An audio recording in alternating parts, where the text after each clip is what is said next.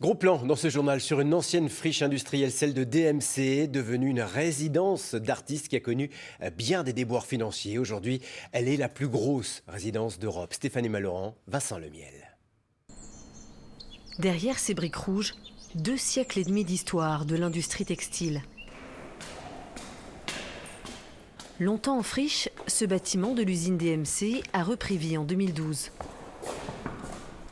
Anne-Sophie Tschig s'y est installée l'année dernière.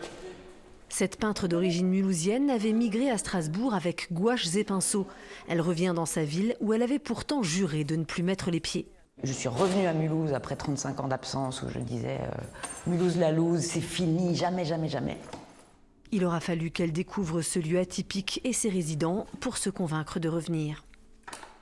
Je vis de ma peinture depuis que j'ai 20 ans, mais je travaille enfermée, seule, comme une conne dans mon coin. Et là, tout à coup, j'apprends la collectivité, j'apprends qu'il y a des énergies autour qui me portent, parce que rien que d'arriver jusqu'à cette porte, et ben, voilà, on sent toute la vibe là, de toute la maison. Et ça, c'est incroyable, quoi. Artiste de renommée internationale, Anne-Sophie Tschig apporte une crédibilité recherchée par l'entreprise Motoko.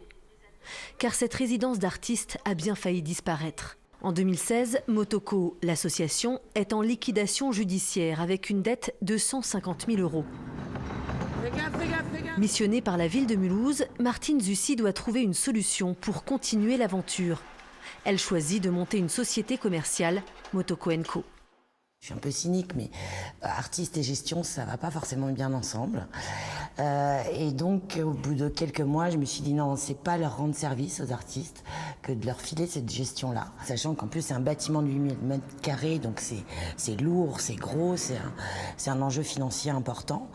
Et donc, finalement, j'ai fait appel au monde économique local. 7 entrepreneurs deviennent actionnaires de Motoko & Co. Objectif, trouver l'équilibre financier tout en maintenant des loyers bas pour les artistes.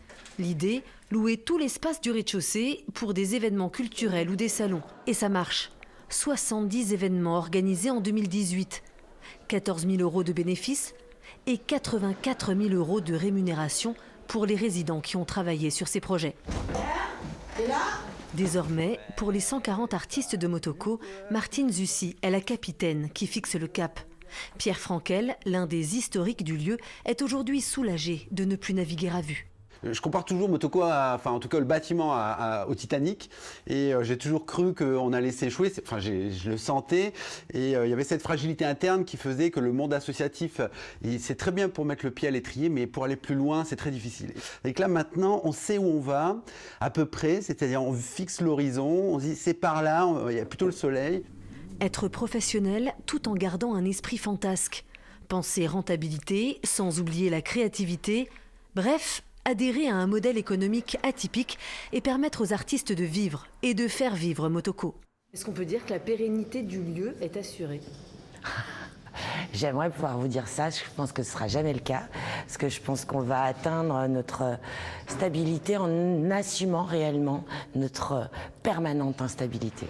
Je te parle d'un artiste... Instabilité, peut-être, mais aujourd'hui, Motoko & Co va bien. La société vient même d'embaucher un chargé d'exploitation pour aider la présidente à gérer la centaine d'événements prévus cette année.